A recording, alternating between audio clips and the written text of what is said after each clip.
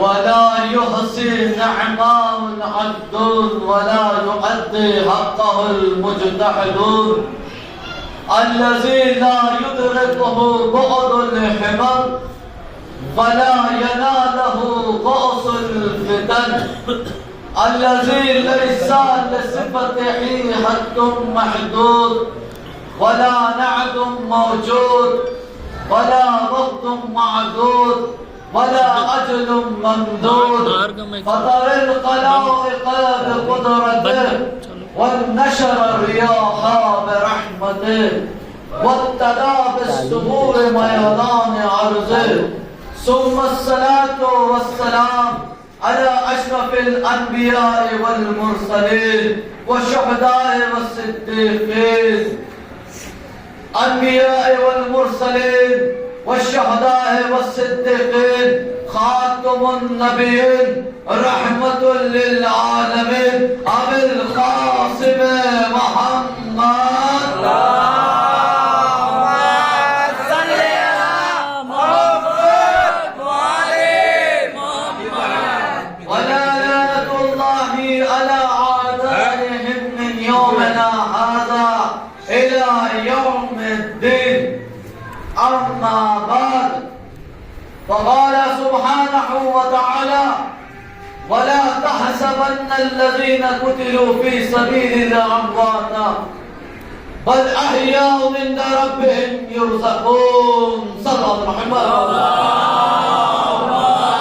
صل على محمد وآل محمد. تمام تعریفیں اس خالق کائنات کے لیے ہے جس نے ہمیں اشرف المخلوقات میں پیدا کیا اور اس نے ہمیں صراط المستقیم کے راستے پر قائم اور دائم رکھا ہے اور ہمیں اس گھرانے میں پیدا کیا ہے جسے اہل بیت کہتے ہیں اور اس گھرانے میں ہمیں پیدا کیا جب انسان ماں کے شکم میں رہتا ہے تو اس کی ماں سب سے پہلے علی کا ذکر بتاتی ہے اس کی ماں اہل بیت کا ذکر بتاتی ہے کیونکہ میرا چاہنے والا اگر ہمارا بچہ دنیا میں آنے سے پہلے اہل بیت کا ہو جائے اگر دنیا میں آنے سے پہلے اہل بیت کو پہچان لے جب وہ اہل بیت کو پہچان لیتا ہے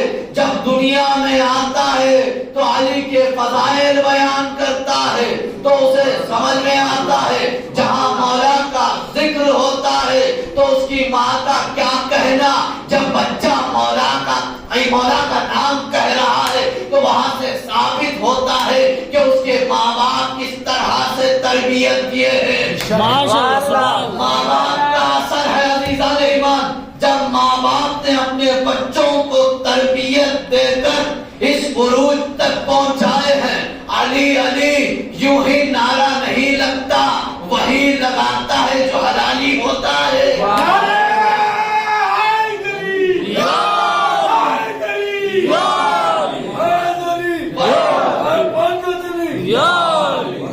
مولا سے پوچھا گیا کہ کہاں گئے کہ ہمارے دور میں وہی ذکر کر سکتا ہے کہ اس کی ماں اگر اچھی طرح سے تربیت دی ہو اگر اس کی ماں اچھی طرح سے تربیت اپنے بچوں کو دی ہے تو اسے معلوم ہوتا ہے کہ کس طرح اپنے بچوں کی تربیت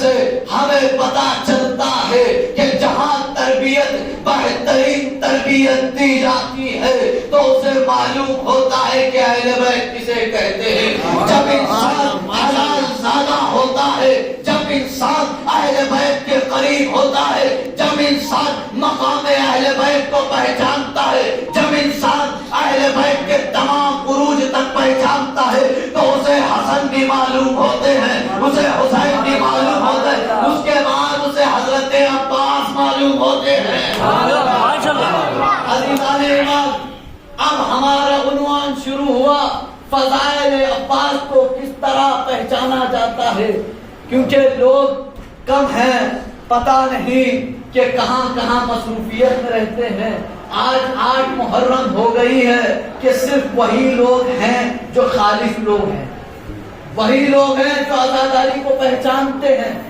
باقی کے لوگ دوسرے کاموں میں مبتلا ہو جاتے ہیں.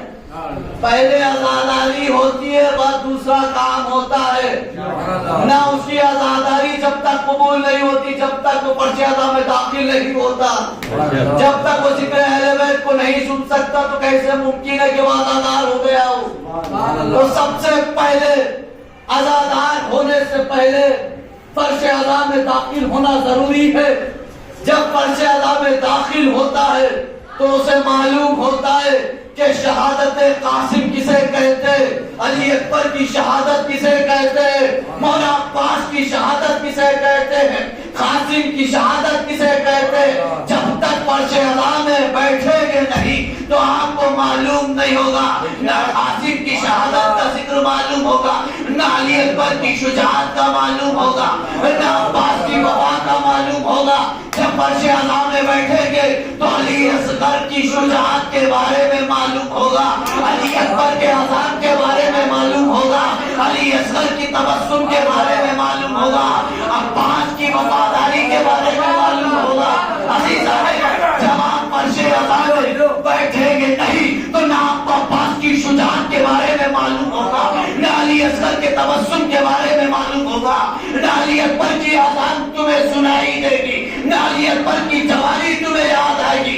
جب تمہیں جوانی یاد آئے گی, جب تم علی اکبر کا ذکر کرو گے, جب تم علی اکبر کا ذکر کرو گے, جب تم عباس کی وفاداری کو جانو گے. عزیزان جب تک تم عباس کی وفاداری کو جانو گے نہیں تو عباس تمہیں پہچاننے میں آئیں گے نہیں. صلوات محمد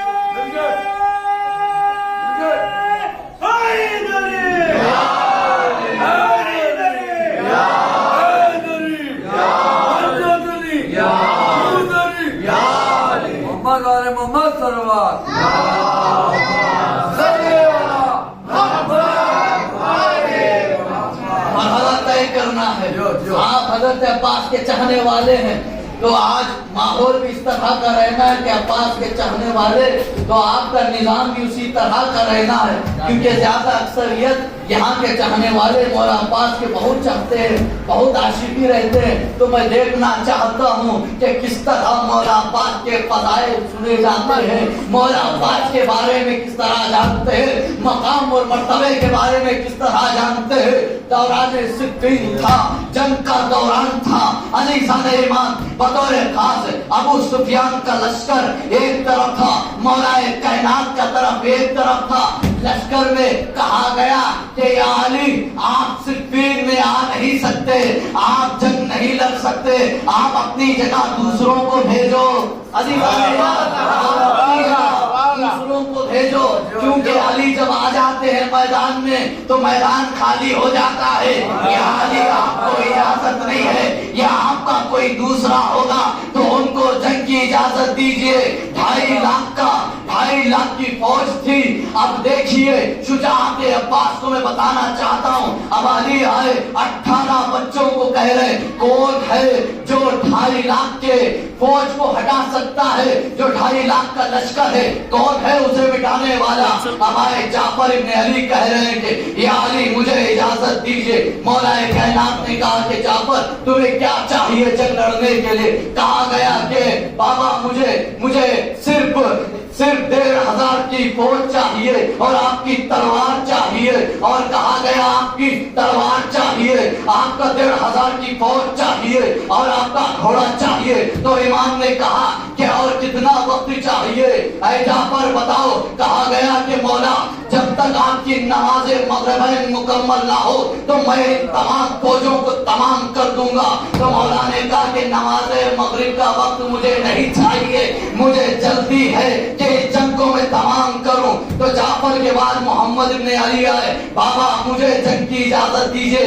مجھے دیجئے کہ میں جاؤں گا. تو کہا گیا کہ اے محمد تجھے کیا چاہیے؟ تو جنگ لڑنے کے لیے 1.25 لاکھ کا مجمع، 1.25 لاکھ کی فوج ادھر ہے، 1.25 لاکھ کا لشکر ادھر ہے، تم یہاں ہو۔ تو بتایا گیا کہ تجھے کیا چاہیے؟ محمد بتاؤ کہ بابا مجھے صرف 1000 کی فوج چاہیے۔ بطور خاص میں بتانا چاہتا ہوں مولا عباس کے فضائل، مولا عباس کے چاہنے والوں، دیکھیے محمد نے کہا کہ بابا صرف مجھے 1000 کی فوج چاہیے اور آپ کی تلوار چاہیے اور مجھے ذوالفقار چاہیے اور مجھے آپ کا گھوڑا چاہیے۔ تو کہا گیا کہ کتنا وقت چاہیے؟ بابا جب تک آپ کی ظہر کا وقت نماز ختم نہیں ہوگی میں تمام لشکر کو مکمل کر دوں گا۔ مولا نے کبھی جعفر کو گلے لگایا، سلام کہا کہ تمہارا سلام ہو تمہاری جرت پر، اور اس کے بعد محمد کو کہا کہ محمد مجھے ظہر کا وقت نہیں، مجھے جلدی چاہیے،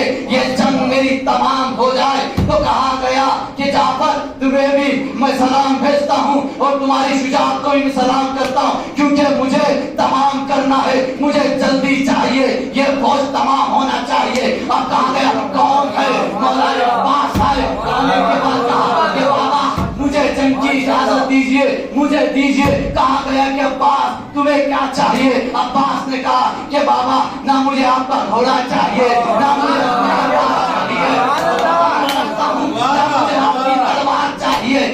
آپ کا گھوڑا چاہیے، صرف مجھے اتنا۔ اب کہا گیا کہ عباس تجھے کتنا وقت چاہیے؟ بابا صرف اجازت دیجیے۔ کسے کہتے علی کا لال، کسے عباس کہتے۔ کہا گیا کہ مولا کائنات آئے، آنے کے بعد گلے لگائے، لگانے کے بعد اجازت دی، اجازت دینے کے بعد دیکھا گیا لشکر کو وہی امامہ پہنایا جہاں علی پہنتے تھے، جہاں علی لباس پہنتے تھے۔ پڑھنا چاہتا ہوں، اب بتانا چاہتا ہوں، صرف اتنا نہیں۔ اب دیکھیے عباس کی شجاعت کو۔ کہا گیا وہ لباس جب علی جنگ میں جاتے تو وہی عبا پہنتے جو عباس پہنے ہیں۔ اب تاریخ کہتے ہیں کہ جو عباس نے جنگ کی طرف رجوع کیا وہی امامہ جو علی کا امامہ تھا، وہی امامہ جو وہی عبا تھا مولا کائنات کا تھا، وہی نشانہ جو مولا کائنات لگاتے تھے، وہی انداز جو میرے مولا کا تھا۔ اب نقاب لگایا عباس نے۔ عباس نے جب نقاب لگانے کے بعد جنگ کے قریب ہو گئے، ہونے کے بعد ایک نامی شخص تھا جس کا نام تھا قرید نام تھا۔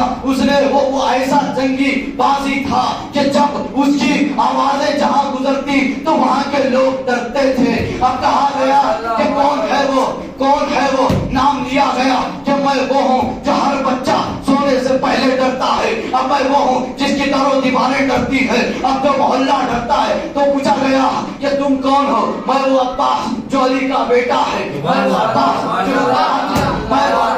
جب بتاتا۔ کہا گیا کہ تم تو بچے ہو، کہاں سے جنگ لڑو گے؟ اب آؤ جنگ کی طرف۔ اب بلایا گیا، اس طرح اس سے وار کیا تو وہ اپنے آپ میں کھڑا نہ پایا، زمین پر گر پڑا۔ اب آوازیں بلند، جو لشکر بھاگ رہا تھا بھاگ گیا۔ 2.5 لاکھ کا مجمع، 2.5 لاکھ کی فوج، 2.5 لاکھ کا لشکر۔ اب عباس جنگ کی طرف پہنچنے کے بعد لشکر کی طرف پہنچے، اس طرح پہنچے جس طرح علی پہنچتے ہیں۔ اب آوازیں بلند آنے لگی کہ کون آیا؟